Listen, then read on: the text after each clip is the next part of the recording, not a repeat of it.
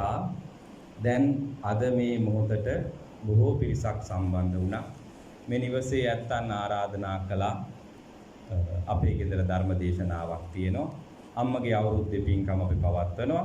ඒක නිසා බණහන් එන්න කියලා වෙලාවක් දීලා ආරාධනා කළා. ඒ අනුව බොහෝ පිරිසක් මේ මොහොත වෙන විට නිවසට පැමිණලා තියෙනවා ධර්මීය ශ්‍රවණය කරන්න. ඒක නිසා දැන් ධර්මීය ශ්‍රවණය කරන වෙලාව. පින්වත්නි, බුදුරජාණන් වහන්සේගේ ධර්මයක් දේශනා කරන අවස්ථාවකදී ධර්මීය ශ්‍රවණය කරන ඇත්තන්ට බුදුහාමුදුරුවෝ පවා දහම් අවවාදයක් ලබා දෙනවා. ඒ කියලා කියන්නේ මේ බුදුන් වහන්සේගේ ධර්මයේ වටිනාකම පිළිබඳවත් ඒ ධර්මය අපි කොහොමද ශ්‍රවණය කරන්න ඕනි කාරණාව පිළිබඳවත් ඔය ඇත්තන්ට අවබෝධයක් තියෙන්න ඕනේ පළමුවෙන්ම. බුද්ධ දේශනාවේ පොඩි සූත්‍ර පාඨයක් තියෙනවා. නමුත් මේක මහා ගැඹුරු අර්ථයක් තියෙන. සියලු අධ්‍යාපන වේදීන් පවා මේක අනුගමනය කරන මේ සූත්‍ර පාඨයක්. ඔය ඇත්තෝ අහලත් ඇති සුනාත ධාරේත චරාත ධම්මේ කියලා කාරණා තුනක්. සුනාත කියලා කියන්නේ ඔබ ශ්‍රවණය කරන යම් දෙයක් වේවා, දේශනයක් වේවා, ධර්ම දේශනාවක් වේවා, යම්කිසි අනුශාසනාවක් වේවා, ඕන දෙයක් සුනාත කියන කාරණාවෙන් යුක්තව ශ්‍රවණය කරන්න ඕනේ. ඒ කියන්නේ හොඳට අහුම්කම් දෙන්න ඕනේ. නිශ්ශබ්දව කන් යොමු කරමින් කියන කාරණාවන් පිළිබඳ හොඳ සිහි බුද්ධියෙන් ඉන්න ඕනේ සුනාත. දෙවෙනි කාරණාව තමයි ධාරේත. ධාරණය කරගන්න උත්සාහවන්ත වෙන්න ඕනේ. මතක තබා ගන්න උත්සාහවන්ත වෙන්න ඕනේ. තුන්වෙනි කාරණාව තමයි චරාත. ඒ අනුව හැසිරෙන්න අවශ්‍යයි. ඒ අනුව හැසිරිය යුතුයි. ධර්මයේ අනුව කියන කාරණාවන් අනුව තමන්ගේ ජීවිතේ ගත කළ යුතුයි. අන්න එහෙම වුණොත් තමයි මේ ධර්ම දේශනාවෙන් ප්‍රතිඵලයක් ලැබුවා කියලා අපිට කියන්න පුළුවන් වෙන්නේ. මේ කාරණා තුනම සම්පූර්ණ වුණොත් තමයි මේ බණ ඇහුවා කියලා අපිට කියන්න පුළුවන් වෙන්නේ. පළවෙනි කාරණාව හොඳට ධර්මයේ ශ්‍රවණය කරන්න ඕනේ. දෙවෙනි කාරණාව මතක තියාගන්න උත්සාහවන්ත වෙන්න ඕනේ. තුන්වෙනි කාරණාව තමයි ඊට වැදගත් වෙන්නේ. ඒ අනුව හැසිරෙන්න ඕනේ. අපේ ඇත්තන්ට අපි සියලු දෙනාටම මුල් කාරණා දෙක නම් යම් තාක් දුරට සාර්ථකව තියෙනවා. හොඳට අහනවා, මතක තියාගන්නවා, එහෙම නැත්නම් පාඩම් කරගන්න. නමුත් ජීවිතයේ ගත කරනකොට එදිනෙදා ජීවිතයට මේ ධර්ම කාරණාවන් අනුව ජීවත් වෙන ඇත්තෝ බොහෝමයක් අඩු වෙලා තියෙනවා. ඒක නිසා පින්වත්නි, මේ ධර්මයෙන් ප්‍රයෝජන ගන්න නම් මේ කාරණා තුනම සම්පූර්ණ වෙන්න. ඊළඟ කාරණාව තමයි අද මේ නිවසට ආරාධනා කළේ ඇත්තන්ට බණ අහන්න එන්න කියලා. ඒක නිසා ආරාධනා කරපු ඉල්ලීම අනුව ඒ ඉල්ලීමත් ඉෂ්ට කරන්න අවශ්‍යයි. ආපු ඇත්තෝ වගේම මේ නිවසේ ඇත්තෝ මේ මොහොත මොකක් හරි වෙන උත්සවයක් තිබුණා නම්, මොකක් හරි සාදයක් තිබුණා නම් මේ විදියට නෙමෙයි ඉන්නේ, මේ විදියට නෙමෙයි ඇඳලා පැළඳලා ඉන්නේ. එහෙනම් ඒ අනුව තමයි හැඩගැහෙන්නේ. මේ ධර්ම දේශනාව ශ්‍රවණය කරන්න ආරාධනාව ලැබිලා, ඒක නිසා ධර්මය අනිවාර්යයෙන්ම ශ්‍රවණය කරන්න ඕනේ. ඇතැම් උදවිය නම් කල්පනා කරලා බලනවා 7:00 නම් 8:00 වෙනකන් තමයි බණ තියෙන්නේ. ඒක නිසා අපි 8:00 පහු වෙලා යන් කියලා ඇතැම් ඇත්තෝ වර්තමානයේ හිතනවා. අර කතාවක් බලලා මේ කතාව මගහැරෙනවා එහෙමනොත් එහෙමත් හිතනවා. ඇතැම් උදවිය එහෙමත් දෙන්න පුළුවන් 8:00 පස්සේ.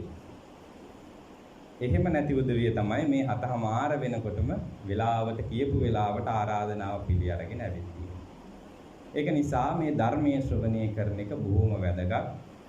බුදුරජාණන් වහන්සේ විසින් දේශනා කරපු උතුම් දහම් පදයක් තමයි මම අද මාතෘකා විදියට තෝරාගත්තේ. මම මේ තෝරාගත්ත ගාථා පාඨයේ ඉන්නේ ධම්මපදයේ කියන ගාථා පාඨයක්. ඔයත් ධම්මපදයේ කියලා කියන්නේ බෞද්ධයාගේ අත්පොත විදියට තමයි සඳහන් වෙන්නේ. ඒ වුණාට අපේ හුඟක් ඇත්තන් ළඟ ඒ අත්පොත නැහැ. ඕන ආගමක අත්පොතක් තියෙනවා. ක්‍රිස්තියානි ඇත්තන්ට බයිබලයේ තියෙනවා. මුස්ලිම් ඇත්තන්ට කුරාණය තියෙනවා. බෞද්ධයන්ට ත්‍රිපිටකයේ තිබ්බත් ඒකේ බොහෝ කාරණාවන් තියෙන නිසා අඩුම තරමින් ධම්මපදේවත් අපි වෙන් කරලා තියෙනවා බෞද්ධයාගේ අත්පොත විදිහට. මේ ධම්මපදයේ තියෙනවා වග්ග 26ක්. ගාථා තියෙනවා 423ක්. මේ ජීවිතේට ගන්න පුළුවන් ආදර්ශ මෙපමණයි කියලා අපිට ගණනය කරන්න බෑ. එයින් එක් ගාථාවක් තමයි අද මම මේ තෝරගත්තේ. ඊට පස්සේ පින්වත්නි විනය පිටකය කියලා කියන්නේ භික්ෂු භික්ෂුණීන් වහන්සේලාට. ආමුදුරුවන් වහන්සේලාට භික්ෂුණීන් වහන්සේලාට පනවපු විනය නීති. අභිධර්මයේ පිටකය කියලා කියන්නේ බුදුරජාණන් වහන්සේ මාතෘ දිව්‍ය රාජයාට දිව්‍ය ලෝකයේදී දේශනා කරපු සිත පිළිබඳව ඇතුළත් වෙන ගාම්භීර ධර්මය තමයි අභිධර්මය. අද අපි බෞද්ධයාගේ අත්පොතෙන් දහම් පදයක් අරගෙන කොහොමද මේ දහම් පදේ ඔය ඇත්තන්ගේ ජීවිතයට ගලපගන්නේ කියලා බලමු. මම ඊයතින් සඳහන් කරන්නට යෙදුණු දේශනා කරන්නට යෙදුණු ගාථා පාඨයේ තේරුම තමයි නිදීනංව පවත්වාන. යම් කිසි පුද්ගලේ ඔබගේ අපේ වැරැද්දක් පෙන්වලා දෙනවනම් එය හරියට නිදානයක් පෙන්වලා දෙනවා වාගේ ඒ පුද්ගලයාට ගරු සරු ඇතිව ඒක පිළිගන්න ඕනේ. එහෙම කරනවා නම් ඒ පුද්ගලයා පඬිත පුද්ගලයෙක්, ඒ පුද්ගලයාගේ මෙලව ජීවිතත් පරලොව ජීවිතයත් යහපත් වෙනවායි කියලා මේ ගාථාවේ තේරුම තියෙනවා. මේ ගාථාවේ තේරුමට බුදුරජාණන් වහන්සේ නිධාන කතාවක් දේශනා කළා තියෙනවා. ඒ කියන්නේ පින්වත්නි මේ ගාථාව දේශනා කරන්න එක්තරා හේතුවක් මුල් වුණා. ඒ හේතුව තමයි බුදුරජාණන් වහන්සේ දෙව්රම් වෙහෙර වැඩ වාසය කරන කාලේ දෙව්රම් වෙහෙරට ඇවිත් හිටිය වයසක බමුණෙක්. මේ බමුණගේ නම තමයි රාද. ඒක නිසා මෙයාට රාද බමුණ කියලා කියන්නේ හරි වයසයි. වයස නිසා මෙයා මොකද කරන්නේ? පන්සලේ තියෙන තනකොළ ආදිය ගලවලා අතුපතු ගාලා පන්සලේ ඉන්න හාමුදුරුවන් වහන්සේලාටත් උදව් කරගෙන හම්බ වෙන දානෙ ටිකකුත් වළඳලා ඉන්නවා. මෙයා මහාන වෙන්න කැමති, නමුත් කවුරුවත් කැමති නෑ මහාන කරන්න. වයසක නිසා. දවසක් බුදුරජාණන් වහන්සේ මහා කරුණා සමාපත්තියෙන් ලෝ බලන කාලේ. මහා කරුණා සමාපත්තිය කියලා කියන්නේ පින්වත්නි බුදුරජාණන් වහන්සේ හිමිදිරි පාන්දර බලනවා මම අද කාටද පිහිට වෙන්නේ? මගේ පිහිටෙන් කාට හරි සෙතක් වෙනවද? ඒ කියලා කියන්නේ මාර්ගඵලයක් ලබන්න පුළුවන්ද? සෝවාන්, සක්‍රුදාගාමි, අනාගාමි, අරහත් කියන මේ උතුම් තත්වයකටපත් වෙන්න පුළුවන් කෙනෙක් ඉන්නවද කියලා බලලා තමයි බුදුහාමුදුරුවෝ යන්නේ. එහෙම නැතුව මුළු ඉන්දියාවෙම ලෙඩ වෙච්ච අයට, රෝගා වෙච්ච අයට, කරදර වෙන අය ළඟට බුදුහාමුදුරුවෝ ගියේ නැහැ. බුදුරජාණන් වහන්සේ මෙවැනි මාර්ගඵලයක් ලබා ගන්නට පුළුවන් නම් නිවන් අවබෝධ කර ගැනීමේ ශක්තිය තියෙනවා නම් ඒ ඇත්තන්ට තමයි පිහිටුනේ. නැත්තම් බෝසතාණන් වහන්සේගේ අවදියේ ඉඳන් ඕනෑතරම් පුද්ගලයන්ට පිහිට වෙලා ඇති. පිහිට වෙලා තියෙනවා. නමුත් ඒ අයට පරලොව ජීවිතය සුවපත් කරගන්න. එහෙම නැත්තම් නිවන් අවබෝධ කළා මේ සසර ගමන නැති කරන්න පිහිට වෙන බුදුරජාණන් වහන්සේ මේ රාද බමුණ දකිනවා. මෙයාට නිවන් අවබෝධ කරගන්න පුළුවන්. බුදුරජාණන් වහන්සේ මොකද කරන්නේ? හවස් යාමේ යනවා විහාරචාරිකාවේ. විහාරයේ වටේ ගිහිල්ලා කාමර වලට ගිහිල්ලා භික්ෂුන් වහන්සේලා එක්ක කතා කරලා මේ දෙයක තමයි විහාරචාරිකාව කියලා කියන්නේ. අනේ යනකොට මේ රාද බමුණත් පෙර පරිදිම තනකොළ ගලවමින් අතුපතු ගාමින් ඉන්නවා. බුදුහාමුදුරුවෝ ළඟට ගිහිල්ලා ඇහුවා රාද මොකද කරන්නේ? බුදුරජාණන් වහන්සේ මම මේ අතුපතු ගාන ගමන් අස්පස් කරන ගමන් ගිහින් ඇහුවා ඔබට මේ භික්ෂූන් වහන්සේලා සලකනවද? අනේ බුදුරජාණන් වහන්සේ දානමාන එහෙමත් ගෙනාවට පස්සේ ඉතුරු වෙන කෑමත් එහෙම මට දෙනවා. මම මේ මහාන වෙන්න කැමතියි, නමුත් කවුරුවත් මාව මහාන කරගන්නේ නැහැ කිව්වා. බුදුරජාණන් වහන්සේ ඊට පස්සේ සියලු දෙනාම ධම්සභා මණ්ඩපයට කැඳෙව්වා. ධම්සභා මණ්ඩපය කියලා කියන්නේ අද කාලේ වගේ නම් පන්සලක ධර්මශාලාව. මෙතෙන්ට කැඳවලා ඇහුවා මේ රාද බමුණා ඔබ වහන්සේලාගෙන් කාට හරි යම් උදව්වක් කළා තියනවාද කියලා ඇහුවට පස්සේ කිසිම කෙනෙක් සද්දයක් නැහැ.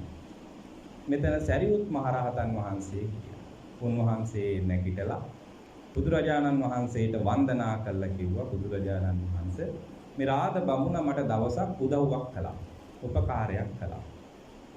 බුදුරජාණන් වහන්සේ ඇහුවා මොකක්ද? සරියුත් මහරහතන් වහන්සේ කියනවා බුදුරජාණන් වහන්සේ මම හැමදාම පිණ්ඩපාතේ යනකොට පොඩ්ඩක් පරක්කු වෙලා තමයි යන්නේ. මේ පන්සලේ තියෙන දේවල් අස්පස් කරලා පමණක් අය අතුපතු ගෑවොත් ඉදල්ලේ ඒ තැන දාලා යනවා. පමණක් අය දොරවල් ඇල්ලලා තිබ්බොත් ඒව එහෙම ඇල්ලලා දාලා යනවා. මං ඒව බලලා කියලා අස්පස් කරලා අවසානයේ තමයි පින්ඩපාතේ වඩින්නේ. පමණක් දවස් වලට වෙලාවක් පරක්කු වෙනවා. අන්න එහෙම පින්ඩපාතේ වැඩම කරපු දවසක මෙන්න මේ බමුණා ඊටාම දුප්පත් කෙනෙක්. මේ බමුණා පාරේ ඉඳලා මෙයා දැනගත්ත මට පින්ඩපාතේ යන්න තැනක් නැහැ කියලා. ඒ වෙලාවේ මට එක ගෙයක් පෙන්නුවා. එක සිටු මැදුරක් පෙන්නුවා.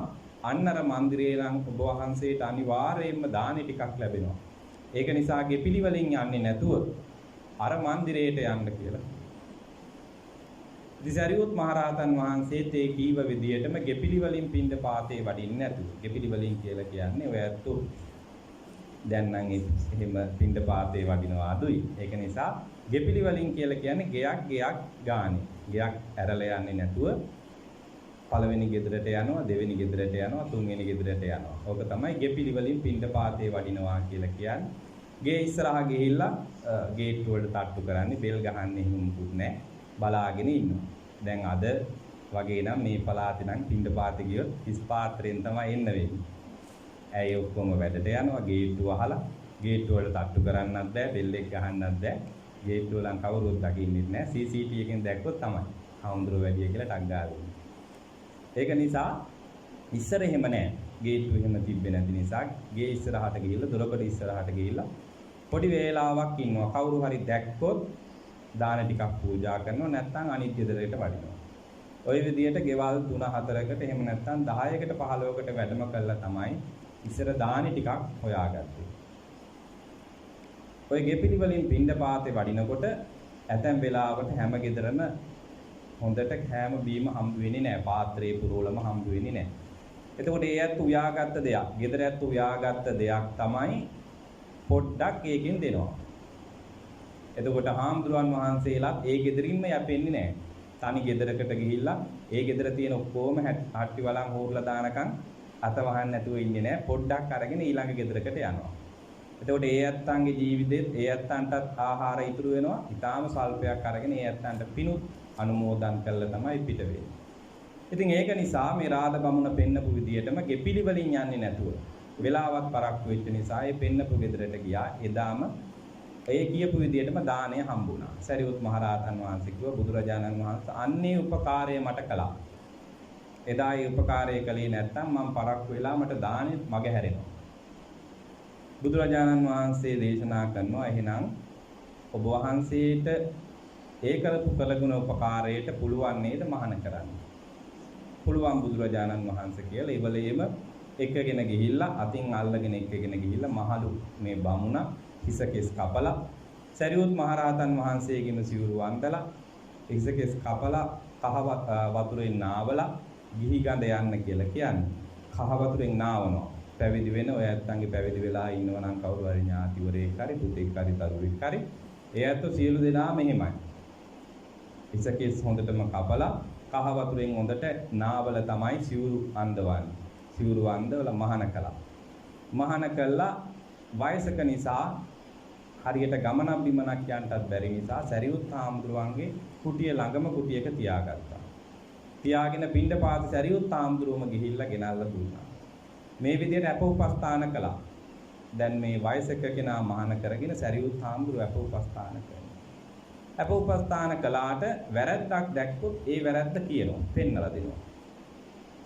මේ රාද භික්ෂූන් වහන්සේ ඒ වැරද්ද පිළි අරගෙන ඒක සකස් කරගන්න. පින්ඩපාතේ වළඳනකොට මෙහෙම නෙමෙයි වළඳන්නේ, ඔය වළඳන විදිය වැරදි කියලා කිව්වට පස්සේ ඒක සකස් කරගන්න. ගමනක් යනකොට ඔහොම නෙමෙයි සිවුර අල්ලගන්නේ මෙහෙමයි කියනකොට ඒ සිවුර අල්ල ගන්නවා හරියට සකස් වෙනවා. කතා කරනකොට ඔහොම නෙමෙයි කතා කරන්නේ මෙහෙමයි කතා කරන්නේ කියනකොට ඒ විදියට සකස් වෙනවා. මේ විදියට පෙන්නලා පෙන්නන දෙන වැරද්ද ඒ විදියට සකස් කරගන්න. එතකොට මේක හරියට රාද බමුණට එහෙම නැත්නම් රාද හාමුදුරුවන්ට නිදානයක් පෙන්නලා දෙනවා. වැරදි සියල්ල සකස් කරගන්න. අවසානයේදී භාවනා කරන විදිය උගන්වනවා. භාවනාව ප්‍රගුණ කරනවා. අවසානයේ රහත් භාවයටපත් වෙනවා. රහතන් වහන්සේ නමක් වෙනවා. සති කීපයක් ගිහිල්ලා බුදුරජාණන් වහන්සේ බැහැ දකින්න යනවා. බුදුහාමුදුරුවෝ බැහැ දකින්න ගිහිල්ලා බුදුරජාණන් වහන්සේට දේශනා කරනවා. බුදුරජාණන් වහන්සේට පවසා සිටිනවා බුදුරජාණන් වහන්සේ මෙන්න මේ රාද තෙරුන් දැන් රහතන් වහන්සේ නමක් බවට පත් වුණා. රහත් වුණා.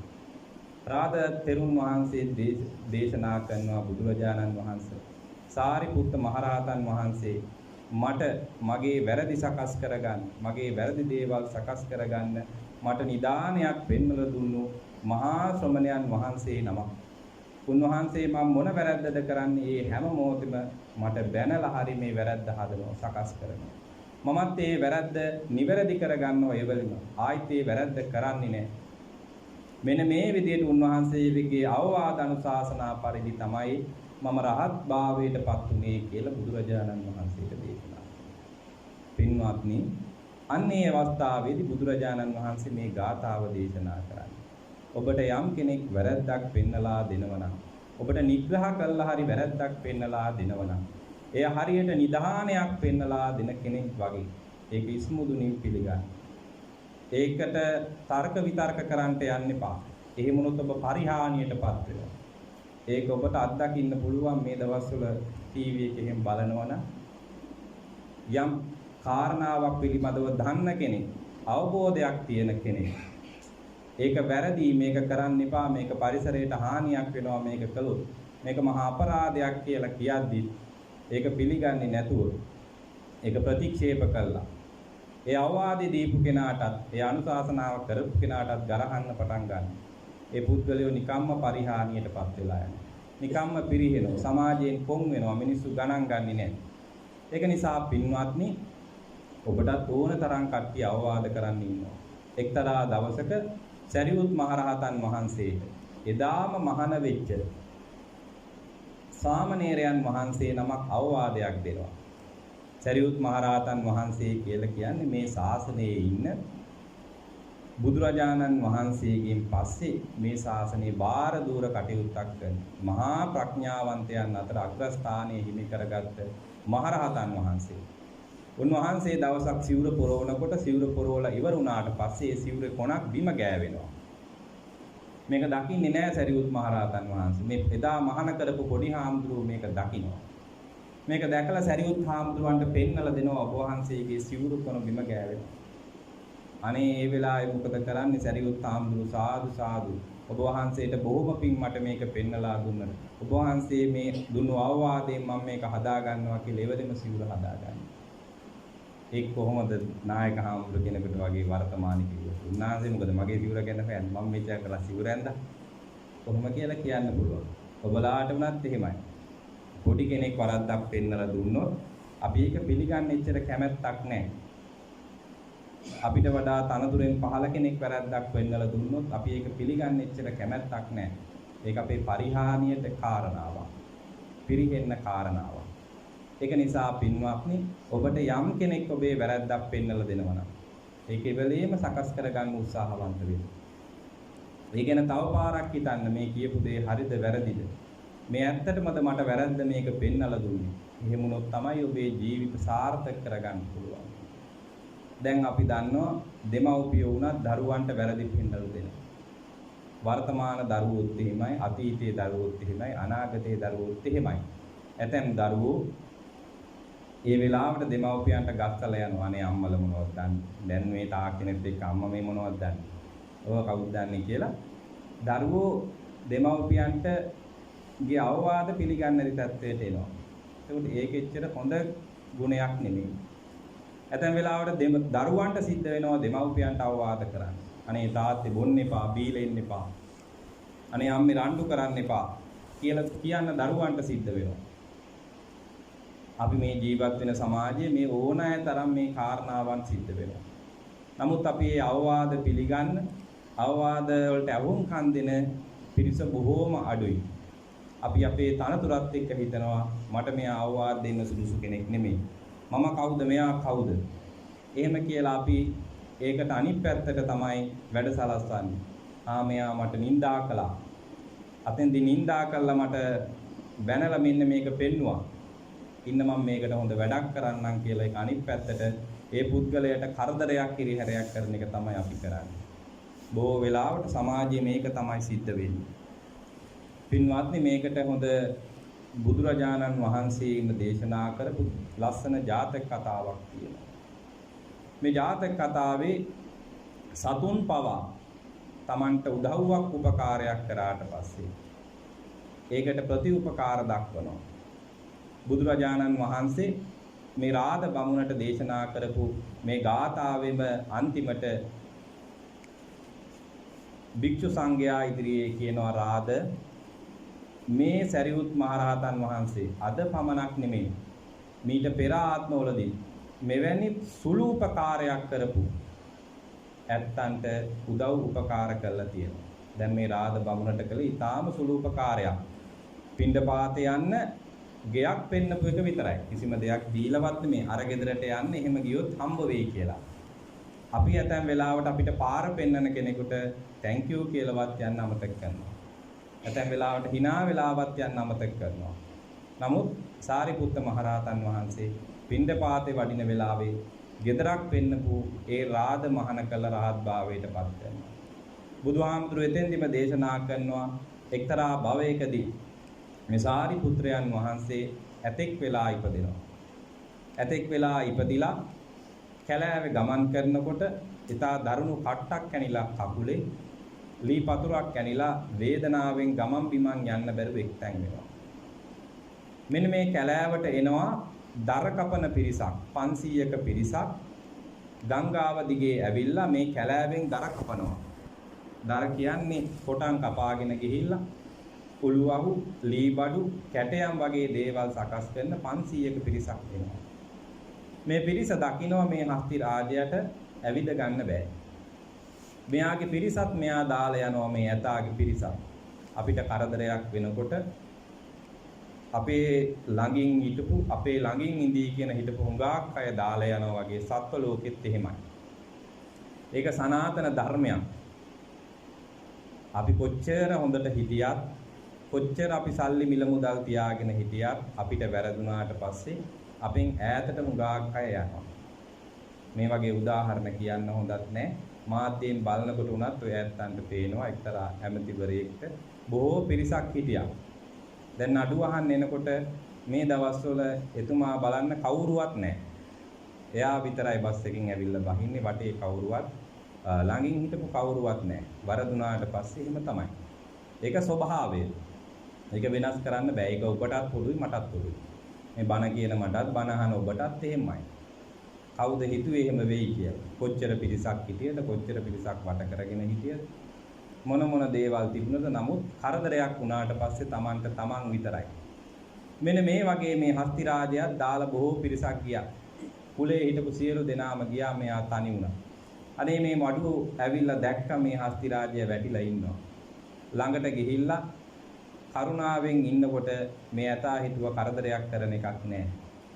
මේ වඩුවොත් මොකද කරන්නේ? මේ ඇතා අපිට කරදරයක් කරන එකක් නෑ කියලා අසනීපේ දැකලා අර කකුලේ ඇනිච්ච කටු අයින් කළා. කැලෑ බෙහෙත් ඔක්කොම එකතු කරලා බෙහෙත් ඒත් කළා. වතුරත් ළඟට ගිහින් දුන්නා. කන්න බොන්නත් අවශ්‍ය කරන දේවල් ගිහින් දුන්නා. සතියක් දෙකක් යනකොට මේක සනීප වුණා. දැන් සනීප වෙලා මේ ඇතාට දැන් කවුරුත් නැහැ. තමන්ගේ පිරිසත් තමන්ව දාලා ගිහිල්ලා. අවසානයේ ඇවිද ගන්න පුළුවන් වුණාට පස්සේ ටිකක් එහාට මෙහාට ගියා. මේ ඇත්ත මොනවද කරන්නේ කියලා බැලුවා. විශාල ගස් කපනවා.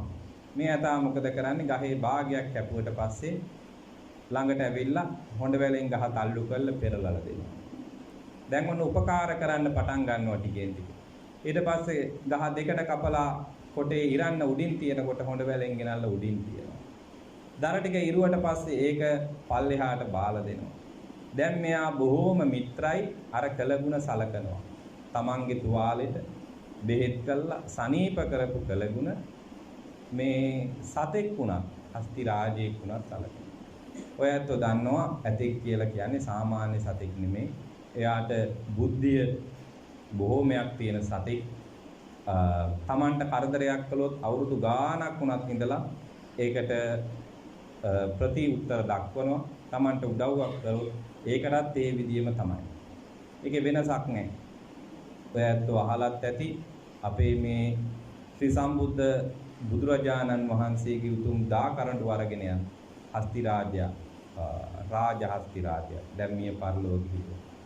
දැන් අරගෙන යන්නේ නැදුම්ගමුවේ හස්ති රාජ්‍ය. එතකොට එයාට වුණත් නිකන් ආරක්ෂාවක් නෙවෙයි මහා ආරක්ෂාවක් සහිතව එයා වාහනවල එන්නේ නැහැ. පාරේ තමයි එන්නේ. හමුදා ආරක්ෂාව සහිතව කෑම බීම පවා එයාට දෙනකොට වැලි ගසලා කිසිම වැලි ටිකක්වත් නැති කෑම තමයි එයාට දෙන්නේ. ඒ රාජහස්ති රාජ්‍ය එක දවසක් ඔයත් වහලත් ඇති මේ කතාව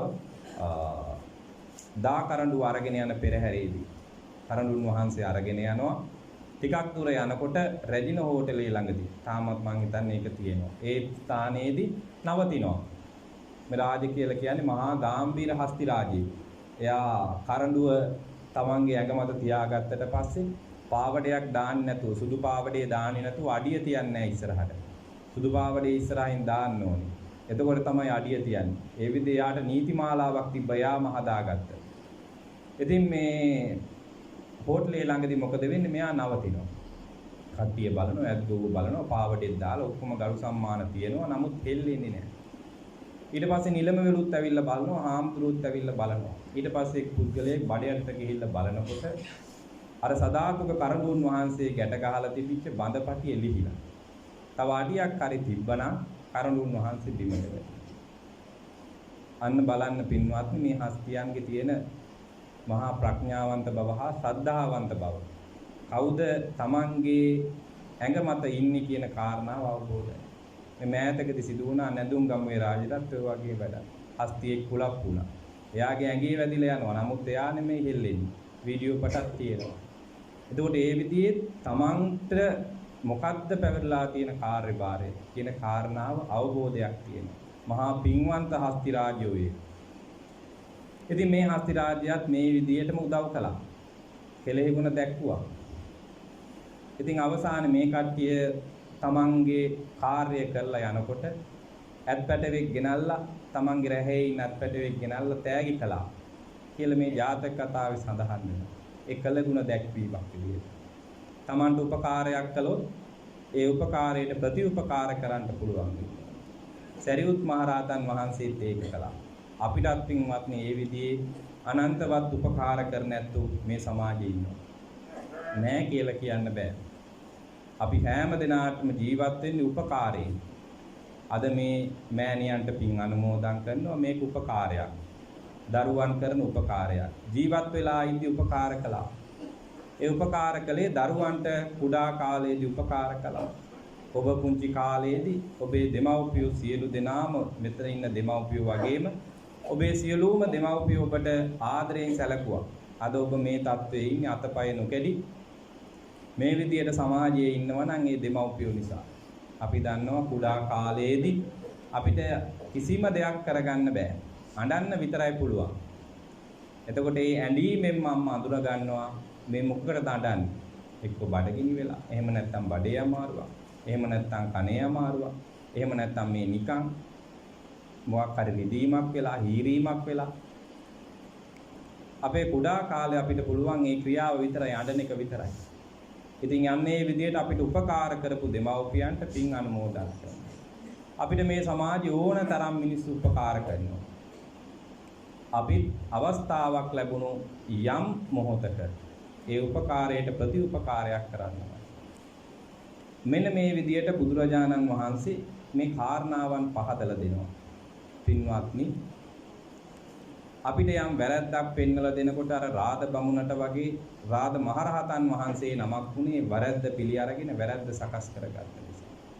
බුදුහාමුදුරෝ දේශනා කරන්නේ ඇතැම් පුද්ගලයෝ යෝ බාලෝ මඤ්ඤති බාල්‍යං පණ්ඩිතෝ වාපිතේනසු. ඇතැම් පුද්ගලයෝ ඉන්නවා බාලයි. බාල පුද්ගලයෝ. Tamanට දැනුමක් නැහැ. හැබැයි ඒ දන්නවා Tamanට මේ ගැන දැනුමක් නැහැ, අවබෝධයක් නැහැ. එහෙම දැනගන්නව නම් බුදුහාමුදුරෝ දේශනා කරන යේනසෝ පණ්ඩිතෝ. එයා පණ්ඩිතේ. ඔබට යමක් වැටහෙන්නේ නැත්තම්, ඔබට යමක් තේරෙන්නේ නැත්තම්, ඒක තේරෙන්නේ නැහැ කියලා ඔබට දැනගන්න පුළුවන් නම් හැඟීමක් තියෙනවා නම් අන්න ඔබ පණ්ඩිතේ. යම් කෙනෙක් මම තමයි පණ්ඩිතයා, මම තමයි හැමදේම දන්නේ. මම තමයි සියලු දේ දන්නේ කියලා හිතාගෙන ඉන්නවා. බුදුරජාණන් වහන්සේ දේශනා කරනවා අන්‍යයා බාල පුද්ගලයෙක්. ඒකට හේතුව තමයි ඔබ යමක් අවබෝධ කරගන්න නම් ඔබ ඒ දේ දන්නේ නැහැ කියලා මුලින් අවබෝධ කරගන්න ඕනේ. අපිට කොහේ හරි ගමනක් යන්න අවශ්‍ය නම් අපි හිතමු මෙතන ඉඳන් මාතරට කියලා. ඔබ දන්නවා නම් ඔබ මාතරට යන්න දන්නවා කියලා. ඒක ප්‍රශ්නයක් නෙවෙයි. නොදැනගෙන ඉන්න කෙනෙක් ඉන්නවා නම් නෑ මම දන්නවා මම යනවා කියලා කොහොම හරි යනවා කියලා හිතාගෙන යන්න පුළුවන්. නමුත් දන්න කෙනෙක්ගෙන් අහගන්නවා නොදන්නවා කියලා හිතන කෙනා. මම දන්නේ නැහැ කියලා හිතනවා නම් එයා අහනවා මාතරට යන්නේ කොහොමද? කතරගමට යන්නේ කොහොමද? දන්නවා කියලා හිතාගෙන නොදැන අතරමං වෙන අයත් බොහෝ ප්‍රමාණයක් තියෙනවා. අන්න ඒ වගේ පින්වත්නි මේ අධ්‍යාපනයත් මෙන්න මේ නොදැනීම කියන කාරණාව බොහෝමයක් තියෙනවා. පෙර කතාන්දරයක් තියෙනවා. දිසාපාමොක් ඇදුරුතුමාගේ ළඟට ශිෂ්‍යයෝ 4 දෙනෙක් ගියා අධ්‍යාපනය ලබන්න. මේ අවුරුදු 7ක් අධ්‍යාපනය ලැබුවා. විෂයන් 4ක් ප්‍රගුණ කළා අවුරුදු 7ක්. එක්කෙනෙක් වෛද්‍යවරයෙක් වුණා. වෛද්‍ය වෘත්තියේ ඉහළටම මෙයා ගියා. තව කෙනෙක් තර්ක ශාස්ත්‍රය ඉගෙන ගත්තා. ඒ කියන්නේ නීතිඥයෙක් වුණා. තවත් කෙනෙක් නර්තනය ඉගෙන ගත්තා. නර්තනය ප්‍රගුණ කළා. තවත් කෙනෙක් එක්කෙනෙක් වෛද්‍ය විද්‍යාව ඉගෙන ගත්තා. එක්කෙනෙක් නර්තනය ඉගෙන ගත්තා. ඊළඟ කෙනා ජ්‍යොතිෂය ඉගෙන ගත්තා. තවත් කෙනෙක් මොකද්ද?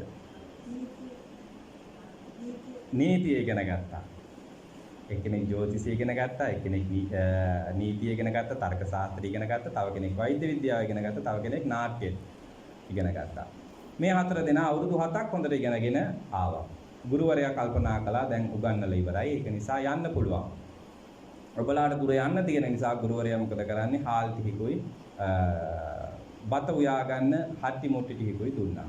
මේ ටික අරගෙන මේ කට්ටිය එනවා.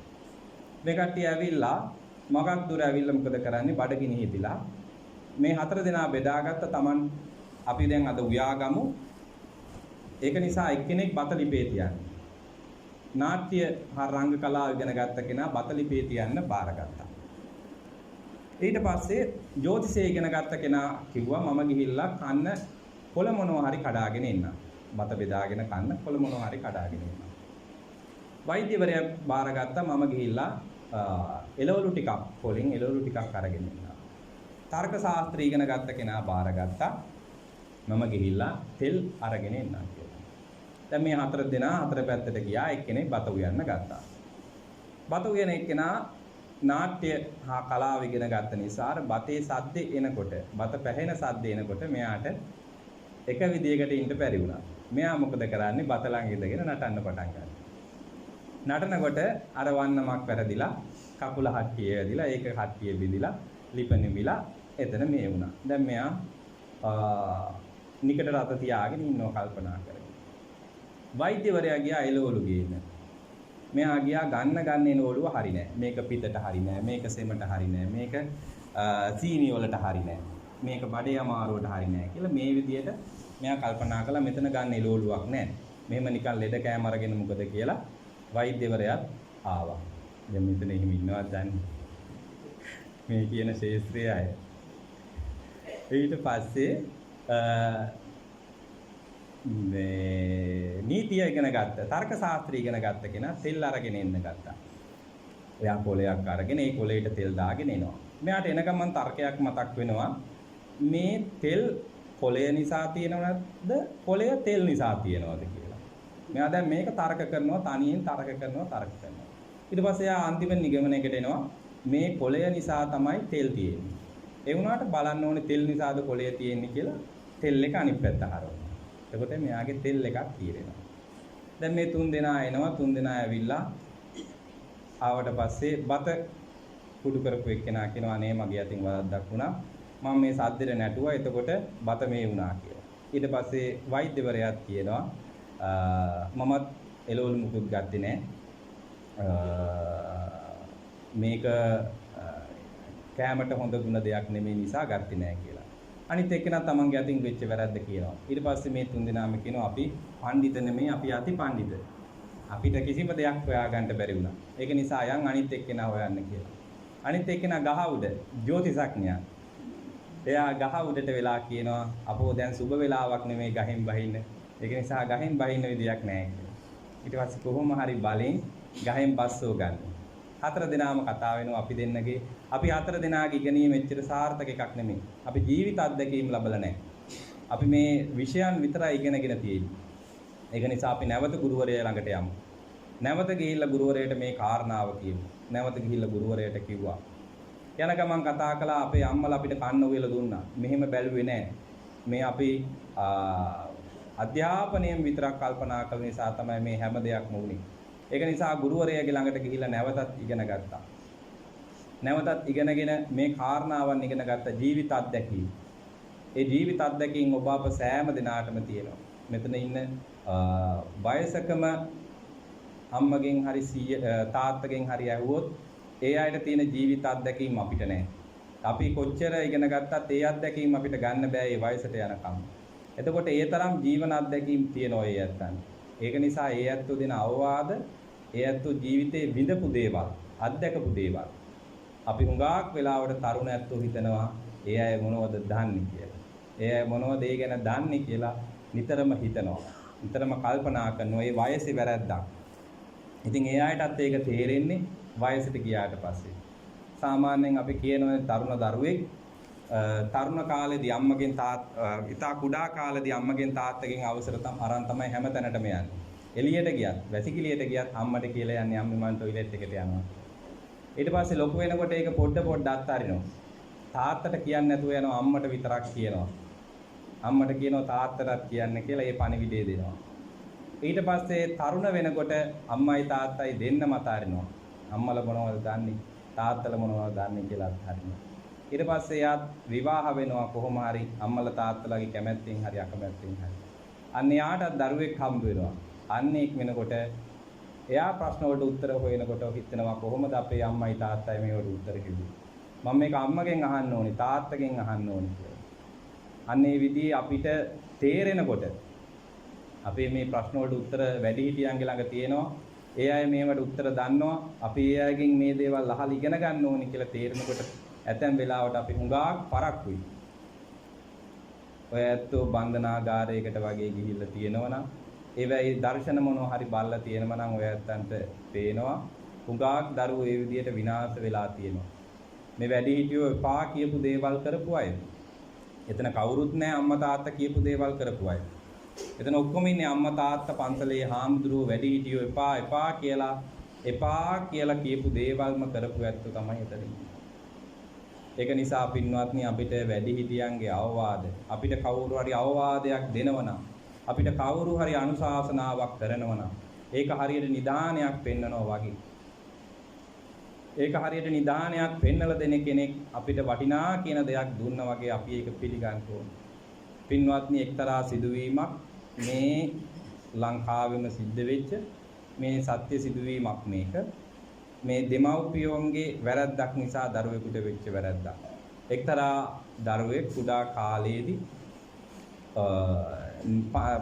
ඉස්කෝලේ ගිහිල්ලා ගෙදර එනකොට වැඩිපුර පැන්සලක් පෑනක් ඉරස එකක් අරගෙන එනවා. අම්මත් මේක ගණන් ගන්න නැතුව ඉන්නවා. කොහෙන්ද කියලා අහනවා ඉස්කෝලෙන් අහුල්ලා කියනවා. මේ විදිහට ටිකක් ලොකු වෙනකොට මුදලක් හදලක් අරගෙන එනවා. ආයිත් ඉස්කෝලේ ගිහින් එනකොට පොල් ගෙඩියක් දෙකක් අහුලගෙන එනවා. කොස් ගෙඩියක් අරගෙන එනවා. ඒත් අම්මා මේ ගණන් ගන්න නැහැ කොහෙන්ද කියලා අහලා අවුලගෙන ආව කිව්වට පස්සේ සද්ද නොකර ඉන්නවා. එහෙම ටික කාලයක් යනවා. මෙයා අම්මගෙන් කිසිම අවවාදයක් මේකට ලැබෙන්නේ නැහැ. අම්මගෙන් කිසිම මේකට බලපෑමක් ලැබෙන්නේ නැහැ. කොහෙන්ද ගෙනාවේ? කවුද ගෙනාවේ කියලා. කවුද දුන්නේ කියලාවත් අහන්නේ නැහැ. ඒ වුණාට දැන් අපේ අම්මලා නම් මෙතන ඉන්න අම්මලා නම් එහෙම නැහැ. මකන යන්නේ නෙමෙයි පෑනක් වැඩි වුණත් අහනවා කොහෙන්ද ගෙනාවේ කියලා. සල්ලි එහෙම හම්බුනොත් නම් ඉවරයි. කොහෙන්ද මේ කුස්සගෙන ආවේ කියලා තමයි පටන් ගන්න. එතකොට එහෙම අවවාද කරනවා. නමුත් මේ අම්ම එහෙම අවවාද කළේ නැහැ. අනේ ඉතින් මොකද වෙන්නේ මේ දරුවා ලොකු වෙනකොට මේ දරුවා මේක අරගෙන ඇවිත් තියෙන්නේ හැමදාම හොරකම් කරලා අරන් ඇවිත් තියෙන්නේ. අම්මා අවවාදයක් කළේ නැහැ. ලොකු වෙලා ලොකු හොරෙක් බවට පත් වුණා. දැන් ඒක පුරුද්දකට ගියා. අවසාන මෙයා හිරේ ගියා. හිරේ යනකොට හොරකම් කළා හැමදාම පොලිසියට අහු වෙනවා, නිදහස් වෙනවා. මෙහෙම අවසානයේදීම හොරකම් කරනකොට බේරෙන්න ක්‍රමයක් තිබ්බේ නෑ. මෙයා අල්ලගත්තට පස්සේ අතේ තිබ්බ පිහියෙන් ඇන්න අල්ලගත්ත කෙනාට එයා මැරුණා. නීතිය මෙයාට අච්චු කළා මරණ දණ්ඩනය. මරන්න නියම කළා. දැන් මෙයාට තේරෙනවා තමන් පොඩි කාලේ ඉඳන් කරපු දේවල් පොඩි කාලේ අම්මා මේක නැවැත්තුවා නම් මේ දේ වෙන්නේ නෑ කියලා මෙයාට මතක් වෙනවා. මෙයා මොකද කරන්නේ අන්තිම කැමැත්තට අම්මට කියනවා අම්මා බලන්න ඕනි කියලා. දැන් මෙයා බන්ධනාගාරගත කරලා ඉන්නවා. ඉතින් අම්මා බලන්න ඕනේ කියලා අම්මා යනවා. ගියාට පස්සේ කූඩුව ළඟට ගියාට පස්සේ බලන තැනට ගියාට පස්සේ අම්මට කියනවා අම්මේ රහසක් කියන්න ඕනේ කියලා. අම්මා කන අල්ලනකොටම කන හපලා ගන්නවා. කඩලා ගන්නවා කන අම්මා. කඩලා අරන් කියනවා අම්මේ ඔබ මට පොඩි කාලෙම අර එදා මම පැන්සල අරන් එනකොටම දඬුවම් කරා නම් ගැහුවා නම් මම මෙහෙම වෙන්නේ නැහැ. ඔබ ඒ ඔක්කොම බාරගත්තා. පොල් ගෙඩිය බාරගත්තා, කොස් ගෙඩිය බාරගත්තා, සල්ලිත් දෙනේම ගත්තා. ඔබ මට අවවාද කළේ නැහැ. මං අද මරණ දණ්ඩනයට නියම වෙලා, මැරෙන්න නියම වෙලා. ඔන්නෝක තමයි පින්වත්නි තත්ත්වය. හුඟක් ඇත්තන් අපි අවවාද කරන්නේ නැති නිසා ඇතැම් වෙලාවට අපි හිතනවා මේ අපිට වාසියක් ලැබෙන කෙනෙක්. ඇතැම් වෙලාවට අසල්වැසියෙක් වෙන්න පුළුවන්, ඇතැම් වෙලාවට දරුවෙක් වෙන්න පුළුවන්. අපිට මෙයාගෙන් වාසියක් තියෙනවා. මෙයා මේ උදව්ව කරනවා, මෙතන හොඳට අස්පස් කරනවා, අතුපතු ගන්නවා, මේ වැඩ කරනවා. ඒක නිසා මෙයාගේ වැරද්ද පෙන්වුවොත් මෙයා මේකට කම්මැලි වෙයි. මෙයාගේ වැරද්ද පෙන්වන්න හොඳ නෑ. මෙයා මට හිතවත් කෙනෙක් නිසා වැරද්ද පෙන්වන්න හොඳ නෑ කියලා හිතනවා. ඒක බොහොම නරක වැඩක්. බුදුරජාණන් වහන්සේ දේශනා කරන්නේ මොනතරම් හිතවත් වුණත් වැරද්දක් නම් ඒ වැරද්ද එවලේම පෙන්නලා දෙන්න. ඒක නිදානයක් පෙන්වන වගේ වටින දෙයක්. ඒක නිසා ඔබටත් වැරද්ද පෙන්වන්න හුඟක් දේවල් ඇති. ඇතැම් වෙලාවට ඔබ කට වහගෙන ඉන්නවත් ඇති. නමුත් පින්වත්නි එහෙම කරන්න එපා. පමණක් වෙලාවට එහෙම කරන්න සිද්ධ වෙනවා.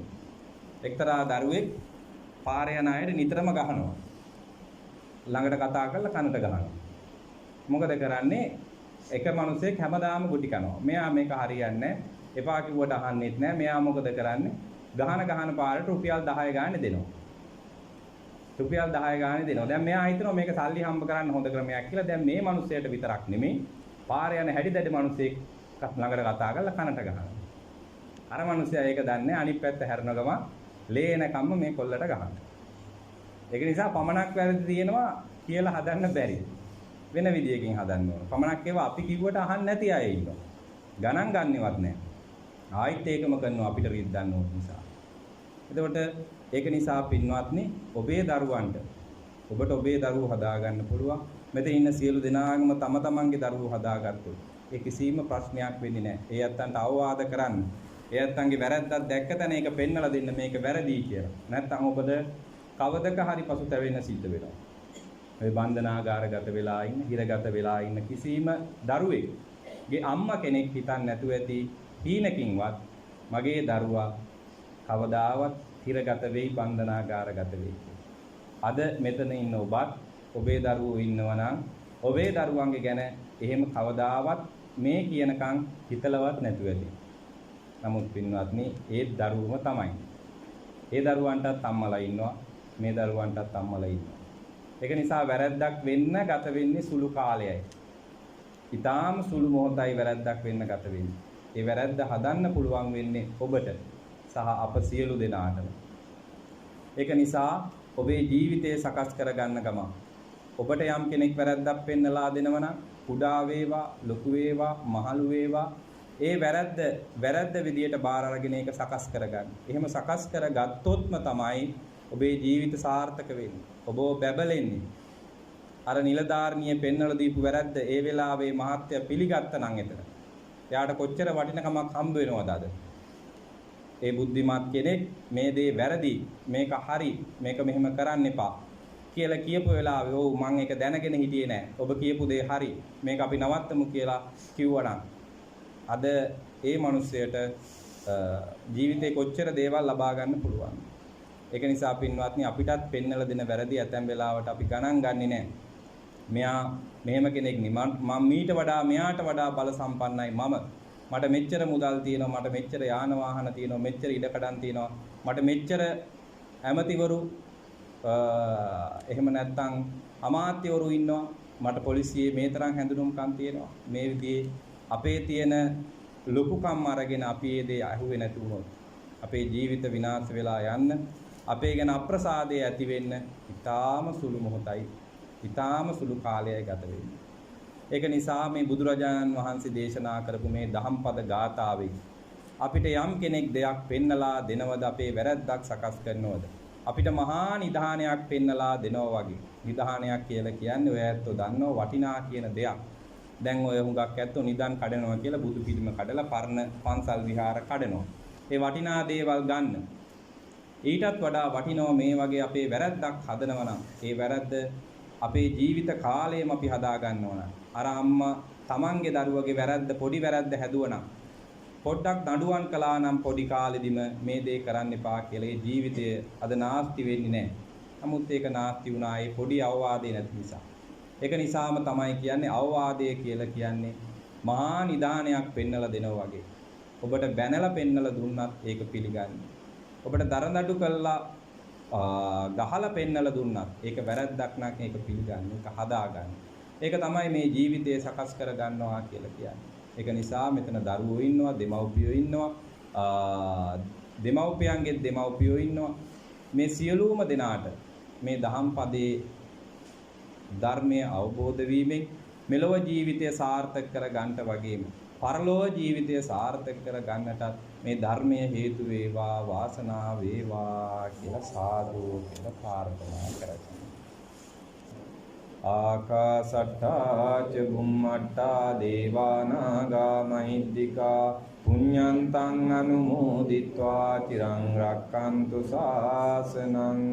ආකාසට්ටා ච බුම්මට්ටා දේවානාගා මහිද්దికා පුඤ්ඤන්තං අනුමෝදිත්වා චිරං රක්칸තු දේශනං. ආකාසට්ටා ච බුම්මට්ටා දේවානාගා මහිද්దికා පුඤ්ඤන්තං අනුමෝදිත්වා චිරං රක්칸තු ත්වං සදා. අභිවාදන සීලිස නිච්ඡං වුද්ධාපචායිනෝ චත්තාරෝ ධම්මා වඩ්ඩන්ති ආයුවන්නෝ සුඛං බලං ආයුරාරෝග්‍ය සම්පatti සග්ග සම්පatti මේවච අතෝ නිබ්බාන සම්පatti ඉමිනාතේ සමිජ්ජතු.